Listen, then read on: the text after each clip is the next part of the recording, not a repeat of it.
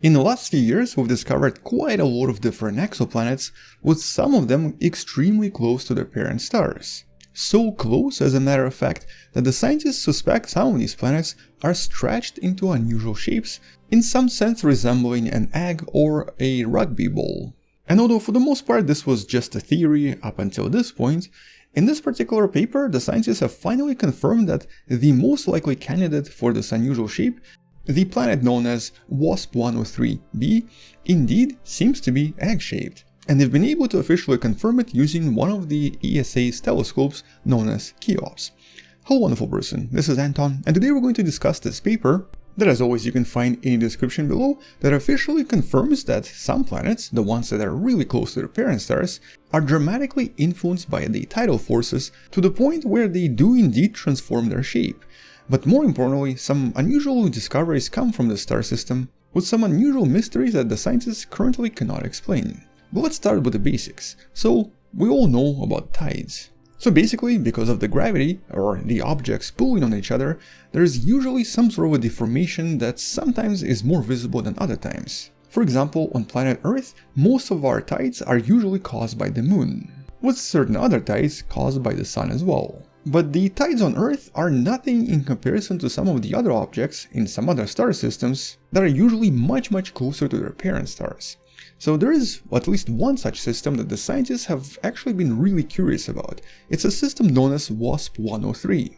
And the star here is extremely similar to our own sun. It's actually maybe a little bit hotter, it's an F-type star, and it's also a little bit younger. With the host star also obviously having a planet around it, relatively close to it, with a single orbit here taking roughly around one single day. With the planet itself, that you can kind of see right there, most likely being very similar to Jupiter, but a little bit larger and also a little bit more massive.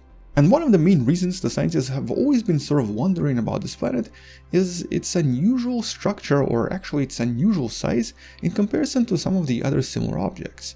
And so first of all, this is approximately 1.5 times the mass of Jupiter, but surprisingly it's double the size of Jupiter. And at the moment this actually is very difficult to explain.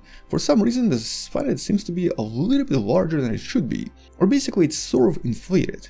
Now this was originally assumed to be due to the proximity of the star, but at this point nobody actually knows why this is so. Normally you would expect these objects to be much closer in size to Jupiter, and here's what Earth looks like for comparison as well.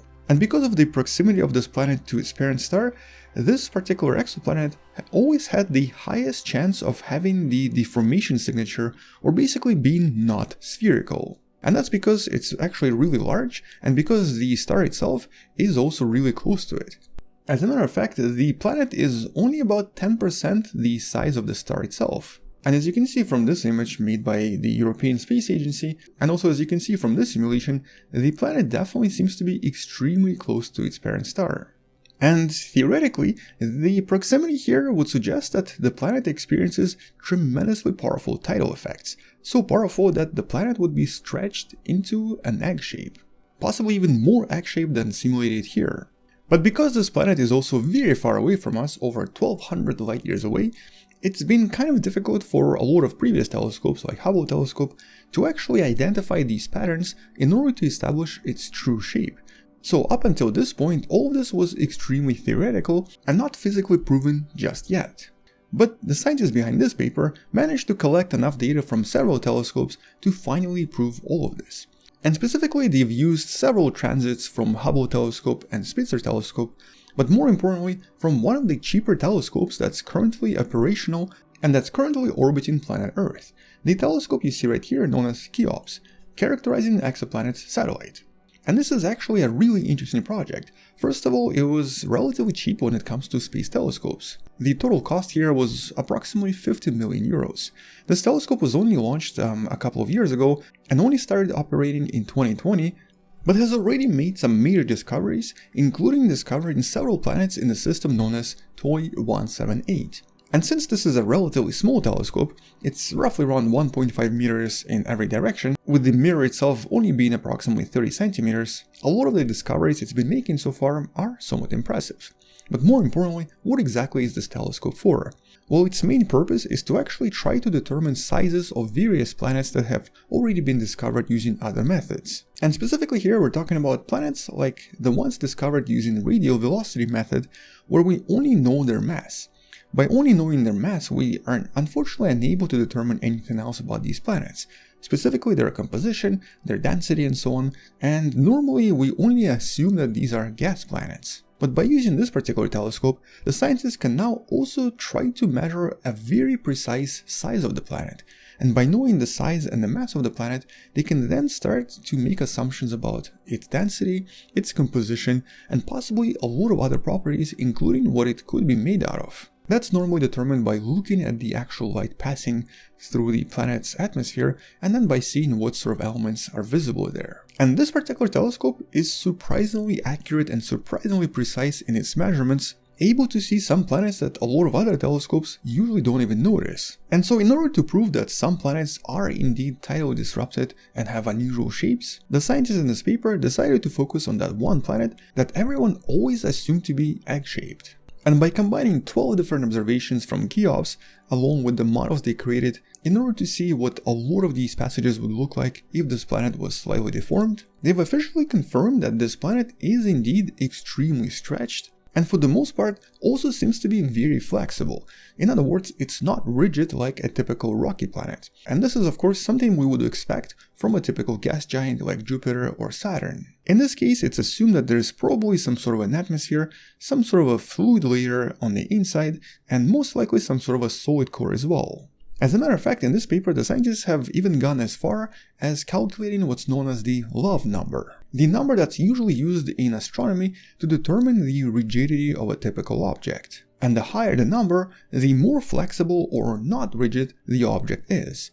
And in this case, the Love number of this planet seems to be extremely close to the Love number of planet Jupiter, naturally confirming that this is some sort of an egg-shaped gas giant. But these observations have also presented a new mystery. So normally when it comes to these planets orbiting very close to their parent stars, and when it comes to tidal interactions between these objects, in the past pretty much all of these so-called hot Jupiters would slowly approach the parent star, with the actual approach being even visible in some of the initial calculations.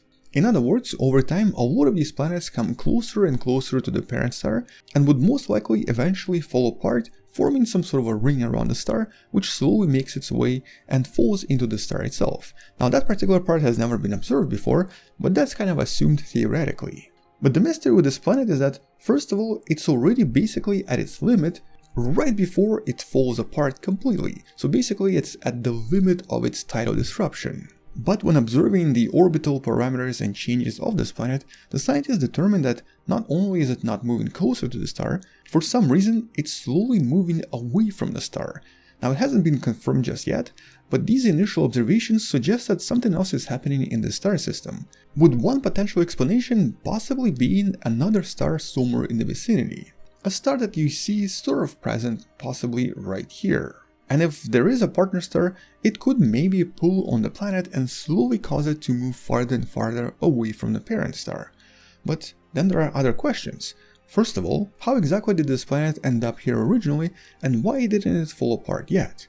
Second of all, if this other star was pulling on this planet for a relatively long time, it's sort of assumed that the planet probably came from much closer to the parent star. But it's already almost at the limit before it falls apart. So in that sense, it actually wouldn't make sense that this planet would exist at all. In other words, there are currently a lot of questions in regards to the origins of this planet and of course its migration in this particular star system. And that's because the way it looks right now, well, if this planet was indeed formed in this star system and was slowly moving farther and farther away from the parent star, it means that at some point it wasn't a planet. It might have been some sort of a ring formation or something entirely different.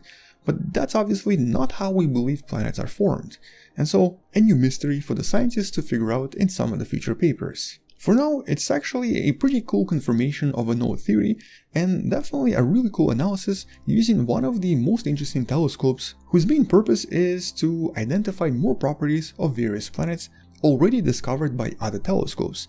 So in that sense, Great job, Cheops. But for now, I guess that's all I wanted to mention. You can find all of the relevant links in the description below, and once the scientists figure out what's happening with this planet, we'll definitely come back and talk about it a little bit more.